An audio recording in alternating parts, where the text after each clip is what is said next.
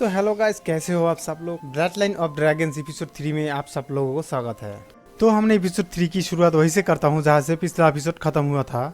Jiang टिंग और Jiang टेलोन के बीच एक लड़ाई होती है और जियांग टेलोन हार जाती है। तब जियांग टिंग उसका पिता का बदला लेने का ठान लेता है और अब दिखाया जाता है जियांग टिंग जियांग टेलोन को बाल पकड़कर घुटनों पर बैठा के रखा है और उसके बाल नोचकर बोलती है मेरे पिता से क्षमा मांगो। उसके बाद जियांग टेलोन बोलती है चाचा जियान मुझे क्षमा कर दे, ये मेरा बहुत बड़ा भूल था। उसके बाद जियांग टिंग जियांग टेलोन से बोलती है तुम अभी जाओ और जियांग किंग को और सब लोगों को बोलो और मैं आप सब कुछ लेने वाला हूँ जो सब कुछ मेरा है। उसके बाद जियांग टेलोन वहाँ से दौड़ के चला जाता है और कुछ दूर जाते ही जियांग टेलोन पलट के बोलती है जियांग टिंग तुम इतना अहंकारी मत बनो और मैं तुमसे इसका बदला फिर कभी जरूर लूंगा। उसके बाद जियांग टिंग बोलती है दूर हो जाओ मेरे नजरों के सामने से। तब जियांग टिंग के सामने एक आदमी आती है। जियांग टिंग और जियांग टेलोन की लड़ाई के बीच जियांग टिंग को हेल्प करी थी और ये आदमी जियांग टिंग को बोलती है तुम्हारा पिता अगर जिंदा होता तो नाज होता तुम पर। उसके बाद जियांग टिंग घुटनों पर बैठ के बोलती है श्रीमान मेरे मदद करने के लिए धन्यवाद और उनके घुटने पर गिर जाती है। उसके बाद फिर से बोलती है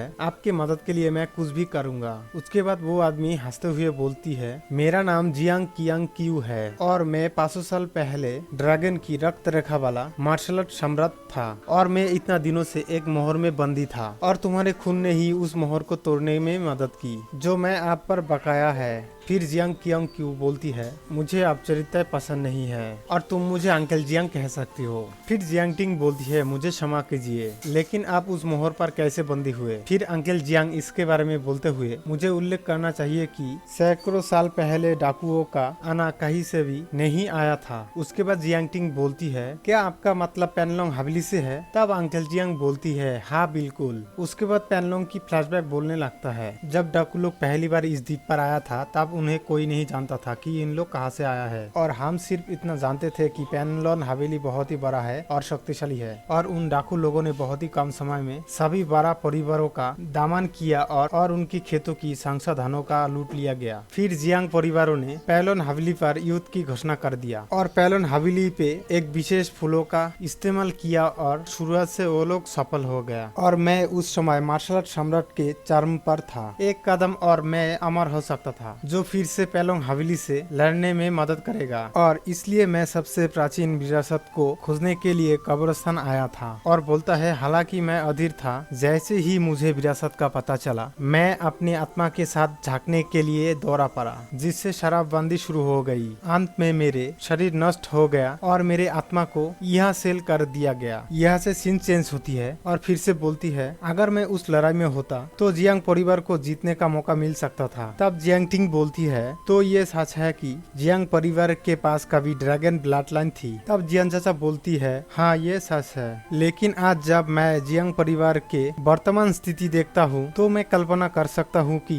जियांग परिवार के हार कितना बुरी तरह से हुई है। उसके बाद जियांग टिंग बोलती है आप केवल पेनलोंग हवेली में ड्रैगन ब्लड लाइन वाला योद्धा है। मेरे पिता ने पृथ्वी ड्रैगन के रक्त रेखा को जगाया था हालांकि असली था। फिर भी मेरे पिता के शादी में पेनलोंग द्वीप के प्रतिभाशाली व्यक्ति था। और फिर से बोलती है जो हमारा था उसे वापस पाने के लिए मेरे पिता जब उनका सामना करता था तो वो पेनलोंग हवेली से घायल हो गया था जिसका परिणाम स्वरूप एक चोर और पाखंडी के रूप में उनका बदनामी हुई थी और वो इसी पछतावा के साथ मार जाती है। और फिर बोलती है पेनलोंग हवेली से अब मेरी पुरानी दुश्मनी है। तब जियान अंकल बोलती है ये ड्रैगन ट्रांसफॉर्मेशन फार्मूला है जिसने अभी अभी आपके मूव लाइन को जगाया है। इसी केवल किसी के दिव्य भावना शक्ति से ही पारित किया जा सकता है। उसके बाद फिर से बोलती है एक दिन आपस में ड्रैगन ब्लड लाइन के साथ योद्धा बन जाएंगे और पेनलोन हवेली को तसनस कर देंगे। उसके बाद जियांग टिंग बोलती है मैं उस वक्त को देखने के लिए इंतजार नहीं कर सकता और मैं अब अपने आप को सुधारने के लिए आग बर्फ के जंगल में जा रहा हूँ। उसके बाद आग बर्फ के जंगल के बाहर किनारा दिखाता है। उसके बाद जियांग चाचा बोलती है रुको अब तुम इस ट्रिक को उपयोग नहीं कर सकते हो। फिर जियांग टिंग बोलती है क्यों। मेरे पिता को ये मुट्ठी शक्ति अपने जीवन के कीमत पर पर मिला था। उसके बाद फिर से बोलती है मैं आपको बता दूं, कास्ट कानों के पास उनके शक्ति के अनुसार 9 अलग अलग स्टार होती है और फिर उन सब का नाम बताया जाता है। तो पहले वाला का नाम है kiwi refined test martial panel और स्टेशन फाइनिंग टेस्ट मार्शल वारिया और bone refining test martial master और है ब्लड रिफाइंग टेस्ट ग्रैंड आर्टियल मास्टर और है meridian refining test martial duke और एक का नाम है मैरी रिफाइंग टेस्ट मार्शल मोनाक और एक का नाम है hot refining test martial king और है स्पिरिट रिफाइंग टेस्ट मार्शल सम्राट और 9 वाला स्टार है सोल रिफाइंग टेस्ट मार्शल गॉड। उसके बाद जियांग सासा बोलती है मार्शल गॉड एक किरदांती है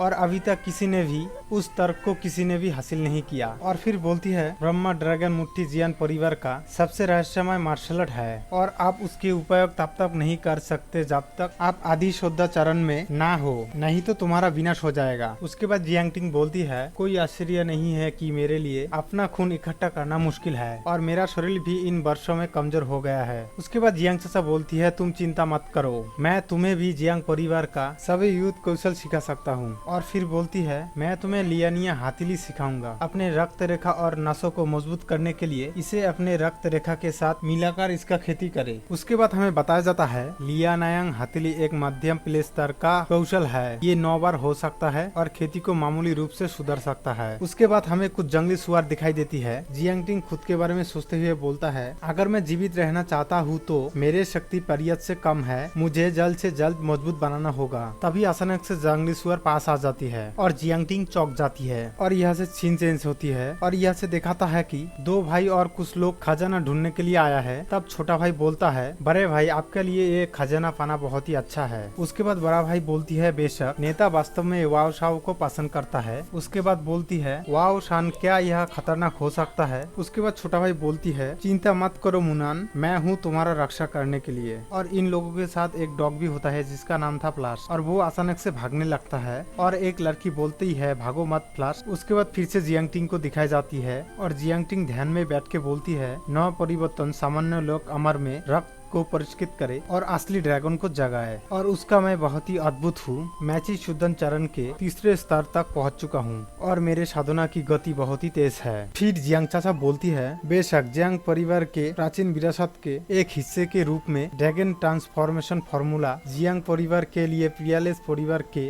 रूप में नेफ है। उसके बाद जियांगटिंग फिर से बोलती है मेरे साधना की गति बहुत ही तेज है और यह की राक्षसी जानवर बहुत ही कमजोर है। मुझे अब जो चाहिए वो वास्तविक मुकाबले है जो समान रूप से मुझे जंगल में आगे जाना चाहिए। उसके बाद डॉग फ्लैश को भागते हुए दिखाया जाता है। तब वही लड़की जो डॉग के साथ था वो जियांगटिंग से बोलती है युवा श्रीमान क्या आप जंगल के भीतर भाग में जा रही हो। फिर जियांगटिंग बोलती है हाँ, तो इससे गलत क्या है। उसके बाद वो लड़की बोलती है हमारे सामने और भी भयंकर जानवर होंगे, यदि आप अकेले हो तो ये बहुत ही खतरनाक होगा। और इस लड़की का नाम है लिउ मुनन। फिर लिउ मुनन बोलती है तुम हमारे साथ क्यों नहीं जुड़ते हो। उसके बाद जियांगटिंग बोलती है मुझे आमंत्रण करने के लिए धन्यवाद। फिर मुनन टीम की सरदार बोलती है मुनन हमारा टीम को अन्य सदस्यों की आवश्यकता नहीं है, इसके अलावा मुझे ऐसा व्यक्ति नहीं चाहिए जो केवल जंगली सुअरों को हरा सके। ये बात सुन के याओ शाओ की 2 आदमी हंसने लगता है। उसके बाद मुनन याओ शाओ को हाथ जोड़ के बोलती है याओ शाओ उसके लिए अकेले रहना बहुत ही खतरनाक होगा, इसके अलावा हम उसके लिए मदद के उपयोग कर सकते हैं। उसके बाद याओ शाओ लिउ मुनन के ऊपर बहुत ही गुस्सा हो जाती है और फिर बोलती है मैं केवल दूसरों को लाभ पहुँचाने के लिए मैं अपने ऊर्जा और समय बर्बाद नहीं कर सकता, क्या तुम ये बात समझ गई हो। और फिर याओ शाओ जियांगटिंग को बोलती है मुनन मेरा है, तुम्हारा हिम्मत कैसे हुई उसके साथ बात करने की। फिर गुस्से में जियांगटिंग याओ शाओ की तरफ देखती है और फिर लिउ मुनन बहुत ही प्यार से जियांगटिंग को बोलती है तुम नाराज मत होना, उसका मतलब तुम्हें नुकसान पहुँचाना नहीं था। और फिर जियांगटिंग बोलती है तुम चिंता मत करो, मैं अकेला ही जा सकता हूँ। और ये एपिसोड यहाँ से खत्म होती है। तो गाइस वीडियो अच्छा लगा तो लाइक जरूर कर देना और भी वीडियो देखने के लिए सब्सक्राइब जरूर करना। तो भाइयों मिलते हैं अगले वीडियो में, तब तक के लिए बाय बाय टाटा।